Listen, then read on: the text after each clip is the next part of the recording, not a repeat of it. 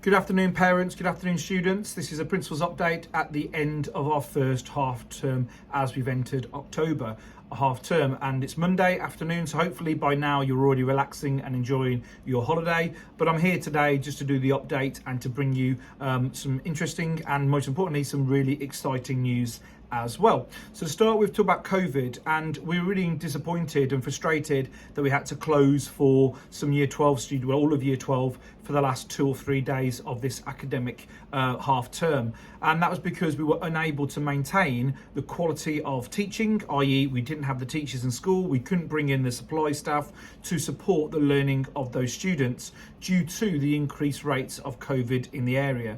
And that's not just actually specifically in the city centre of Birmingham, where rates have remained fairly low, but actually around the surrounding wards and shires and counties around us where many of our staff live. We've seen a real rise in the last month of COVID infections, and that also has a massive implication on those with primary age school children, which massively affects clearly their ability to come and attend here. I just wanted to reassure you that myself and the governors are working extensively hard to ensure that not only our internal systems will mediate and mitigate from this situation happening, but we continue to work on our staff end to try and ensure we've got additional staff to qualify and cover for those staff that aren't here. But this is clearly proving quite difficult, and I'll keep you abreast as we go along. Speaking year 12, we've got the year 12 exams happening when we come back after half term. These are mock examinations for the BTEC. It's quite rare, only the last few years we've talked about examinations in BTEC. Prior to that, all the BTECs didn't have exams in, and now they do, which is of course one of the key reasons why they're accepted so much by the universities, because they've got the increased rigour. But let's not be get into the situation where students don't believe and parents don't understand how important these exams are. They are absolutely vital, and they're rigorous. And in fact, they're so rigorous as a core unit that if you don't get the provided grade in there, it can have a risk of damaging and capping the whole of your BTEC qualification. So in summary, if any student in year 12 doing science, business or engineering is saying to parents, I don't have any work to do at the moment, it's a lie. There's lots of work to be doing. They should be revising away and working really hard for these mock exams. They'll be happening just as we come back in November, those mock exams, and results will be shared with students and staff to be able to work on those in readiness for the main examinations upcoming. Other things happening in November, we've got our open evenings. I know many of our students come to us by word of mouth from parents and other students, and I am really grateful for that. I'm really glad that you like what we do and how we do it, and most importantly, the destinations of where our students go on to, and I'm really privileged and thankful and proud that you're able to share that with friends and family. So please do spread the word. We've got our open evening. We are going for a physical evening this year at the moment. Clearly that may change, but at the moment we hope we can do a physical evening, and we've got 2 evenings coming up. On the 11th of November is for those looking to join us in year 9.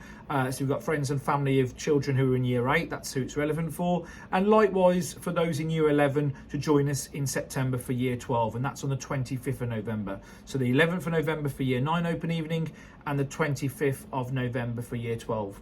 It's also a key time when our existing students, especially those in year 9 and year 12 who've been with us over these last 7 weeks, can help out and join as part of the evening and demonstrate and show to their friends and their colleagues, exactly what they've learned and their participation as part of the academy. So please look out for those volunteering information coming to you if your child is going to stay and help out in those evenings, and thank you for supporting that ahead of time.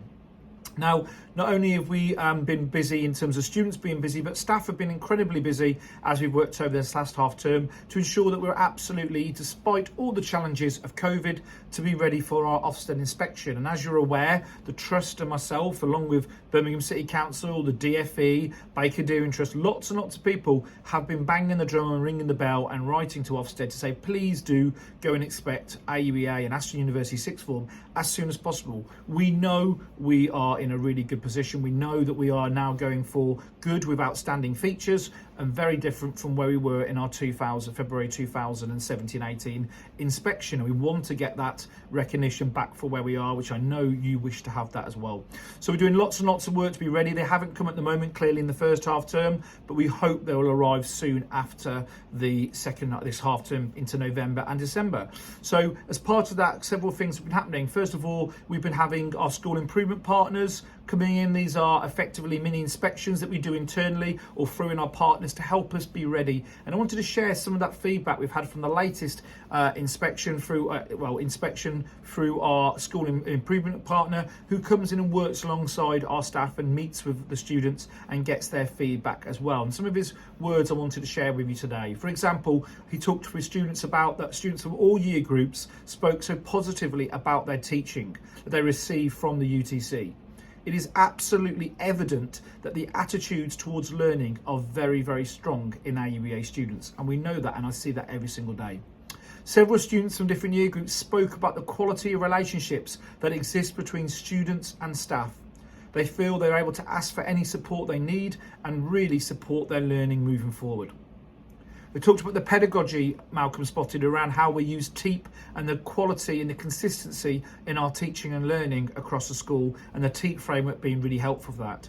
The whole range of pedagogy with teachers using clear exposure and modelling, and especially the use of technology and visualisers in English especially, and that's where a real probe was done on his visit. The use of general and directed questions and interventions to really support and especially support those students with special educational needs and disabilities as well. Detailed and specific lessons, objectives and evidence, and it's really reasonable to conclude that these clear curriculum objectives and well-structured lessons ensure high levels of student attention and engagement. So it's just a small snapshot of what we had as part of that review, and clearly it's moving on this evidence that we really hope that Ofsted will see that over the upcoming months as soon as they come into school. On the note of that then with Ofsted, we clearly are waiting for them to come in, but we do need your help. And as part of this video going out there, I will be doing a huge plug please and asking for your help with the Ofsted Parental Voice. As you know, we do parental voice all the time. In fact, we've just had the recent one come back, and I really thank you again for your positive dialogue and your positive comments about UEA. And especially for those new parents in years 12 and year 9 who've really evidently been able to see how their child has settled so effectively into our school. But Ofsted do take the feedback from parents absolutely vital, and more importantly, they take it via their own website, which is called Ofsted Parent View. Now, we know the website's not the greatest. We know it's a bit of a pain to click through and log on and subscribe for it.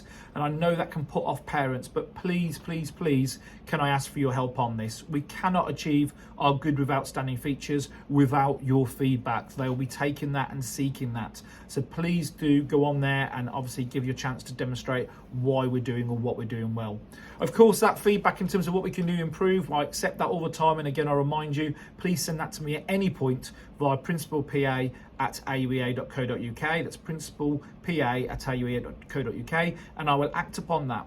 The other thing we've got as well is our parent advisory group, and it's delighted to see them meet for the first time in several years due to COVID last week. And this is a group of parents that come together and act in terms of the body of what the parents wish to have, listen to the parents. They work with the parent governors that we have, and through them they can help enact what the school needs to do to move forward. And we're certainly seeking many more parents to be involved with that parent advisory group. So if that's of interest to you, if you can give up your time, that can be physically coming here or virtually through Teams, we would absolutely be delighted to have you join that parent advisory group. And again, please get in contact via principalpa@auea.co.uk if you'd like more information about the Principal Advisory Group.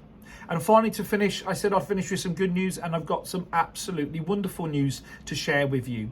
As I mentioned in my previous principals updates, we are absolutely rammed here. As you know, we were originally a building designed for 600 pupils. We now have over 720 pupils in the building, and though it's absolutely fantastic, as students have reflected, we need more space, and we certainly need more wider social space, including additional library facilities, catering facilities, and also teaching classrooms and specialist laboratories as well.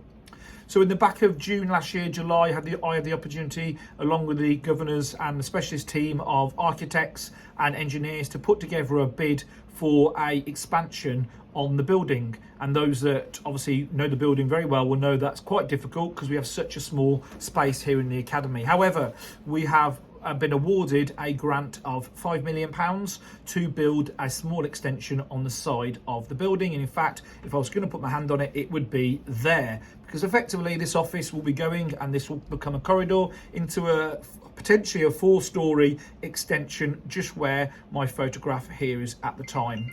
So please, I'm going to keep you posted as we go along with that. 5 million sounds like a lot of money. Even my watch is going now. Sounds like a lot of money, but in reality it's not, especially when we take into account the groundworks and all the extras that come into it. It's probably going to be around 2.5, 3 million, which won't get us too much, but it will certainly get us some improved facilities, and I look forward to sharing the journey of that new build across the next 12 months as that moves ahead. Lots more information on that separately, but for now, have a great half term, enjoy, and I look forward to seeing you in the new half term. Take care, thank you.